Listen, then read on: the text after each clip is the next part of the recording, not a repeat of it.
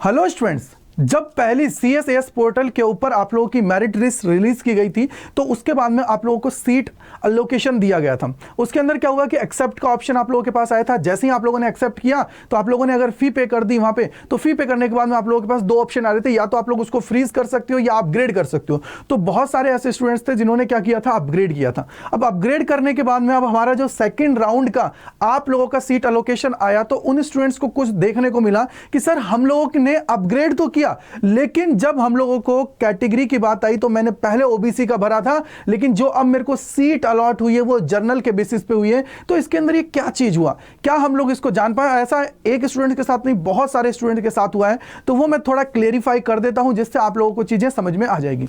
तो सबसे पहले देखिए, एक बच्चा था जिसको बीए ऑनर्स के अंदर CSAS पोर्टल जो राउंड 1 था उसके अंदर सीट अलॉट हो गई। किसके अंदर? सीट कैटेगरी क्या थी? ओबीसी। अब इसने क्या किया, अपनी फीस पे कर दी, अपग्रेड पे इन्होंने क्लिक कर दिया।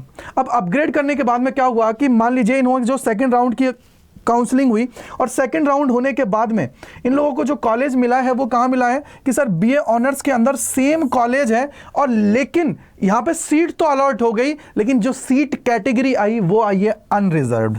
क्या ये अनरिजर्व्ड कैटेगरी आई है, जबकि तो ये ओबीसी से तो इसका मतलब क्या हुआ कि सर इसका मतलब क्या निकल रहा है? तो बेटा इसका मतलब ये है कि जब आप लोगों ने जो प्रेफरेंसेस दी, लाइक मैं कहता हूं, एग्जांपल लेता हूं कि आप लोगों ने जो प्रेफरेंसेस दी थी उसके अंदर जो आप लोगों की जो कॉलेज मिली है, जो आप लोगों की कॉलेज मिली है वो 4th नंबर की मिल गई। उससे ऊपर 3 और कॉलेजेस हैं, आप लोगों ने अपग्रेड के लिए क्लिक कर दिया।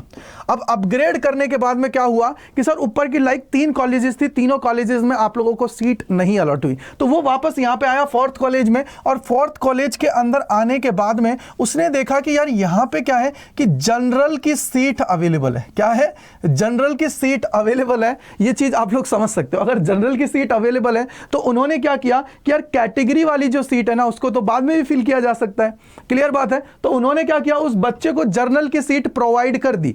अब जर्नल की सीट प्रोवाइड हो गई है तो वहां पे क्या लिखा रहा है? अनरिजर्व्ड आ रहा है, यानी कि सर उसको सीट तो मिल गई है, उसकी सीट कंफर्म हो गई है, तो उसको कोई दिक्कत की बात नहीं है। उसको सिर्फ अब इसको एक्सेप्ट करना है। एक्सेप्ट करने के बाद में जो कॉलेज की अगर कोई क्वायरी आती है आप लोगों के लिए तो उस क्वायरी को आप लोगों को कंप्लीट करना है। अब सेम कॉलेज है तो सर इसका मतलब क्या है? एडमिशन तो इसका कंफर्म हो गया है। तो ये इसका क्लैरिफिकेशन था, तो आप लोगों को बिल्कुल टेंशन लेने की जरूरत नहीं है, आप लोगों का जो कॉलेज है वो कंफर्म है। तो भाई इसी प्रकार की अपडेट्स के लिए जुड़े रहिए अड्डा 24/7 CUT चैनल के साथ। Thank you so much.